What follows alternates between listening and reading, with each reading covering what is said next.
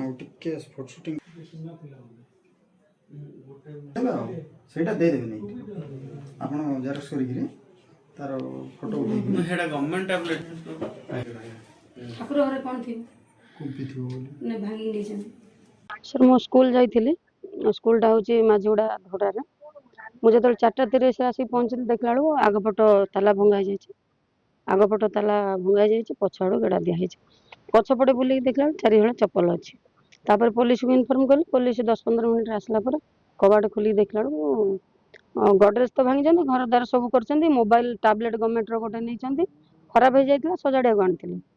ଆଉ ମୋବାଇଲ 2ଟା, ସୁନା ମୁଦି ଗୋଟେ, କାନଫୁଲ। 4:20-25 ଆସିକି ପହଞ୍ଚିଲି। ସେତେବେଳେ ପୋଲିସ ଷ୍ଟେସନକୁ ଅନଲାଇନ୍ର ଯେଉଁ ଆମର ଅଛି କେୟାର, ସେଇଥିରେ ଦେଇଥିଲି। 112କୁ କଲ୍ କଲା ପରେ ସେମାନେ 10 ମିନିଟ୍ ଭିତରେ ଆସିକି ପହଞ୍ଚିଛନ୍ତି। ପହଞ୍ଚିଲା ପରେ ସିଏ ଆସିଲା ପରେ ଆମର ଖୋଲା ହେଇଛି, ଆମେ ଆଗରୁ ଆଉ ପଶିନଥିଲୁ। ଯେହେତୁ ଭିତର ପଟୁ କବାଟ ଦେଇଛନ୍ତି, ପଛପଟେ ଯିବାକୁ ବି ସାହସ ହେଲାନି, କାଳେ ଥିବେ ଯଦି ଚପଲ ଅଛି ଭାବିକି ଆମେ ଆଉ। ଦିନ 2 ପରେ ଚୋରି ହେଉଛି ମାନେ ଆମ ଜୀବନ ପ୍ରତି ବି ବିପଦ ଅଛି। ଆଜି ଆମେ ଅଛୁ, ସେ କ'ଣ ଧରିକି ଆସିବେ, କେତେବେଳେ ମାରିଦେବେ, ବାନ୍ଧିଦେବେ, ହାତ ଗୋଡ଼ ବାନ୍ଧିବେ, କି ବେକ କାଟିକି ପକେଇବେ, କିଏ କହିବ?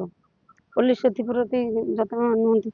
ଆକ୍ଚୁଆଲି ଆଜି ଦିନ 2 ପରେ ଜଣେ ଲେଡିଜ୍ ଏ କ୍ୱାର୍ଟର ରୁହନ୍ତି, ସେ ଶିକ୍ଷକ ଜଣେ, ସେ ଡ୍ୟୁଟି ଯାଇଥିବା ସମୟରେ କିଛି ଦୁର୍ବୃତ୍ତ ଘରେ ପଶି କିଛି ଚୋରି ନେବାର ଅଭିଯୋଗ ହେଇଛି। ବର୍ତ୍ତମାନ ଉମରକୋଟର ଚୋରି ଉମରକୋଟର ବର୍ତ୍ତମାନ ନୀତିଦିନିଆ ଘଟଣା ହେଇଯାଇଛି। ବର୍ତ୍ତମାନ ପୋଲିସ ପ୍ରଶାସନକୁ ଆମେ ବିନୀତ ଅନୁରୋଧ କରୁ ଯେ ସେମାନେ ଯଦି ପୋଲିସ ପେଟ୍ରୋଲିଂ ଠିକ୍ ଭାବେ କରନ୍ତେ ଏବଂ ଯଦି ଅଧିକା ତତ୍ପରତା ଦେଖାଇବେ ତାହେଲେ ଏଥିରେ ରୋକ ରଖାଯାଇପାରିବ।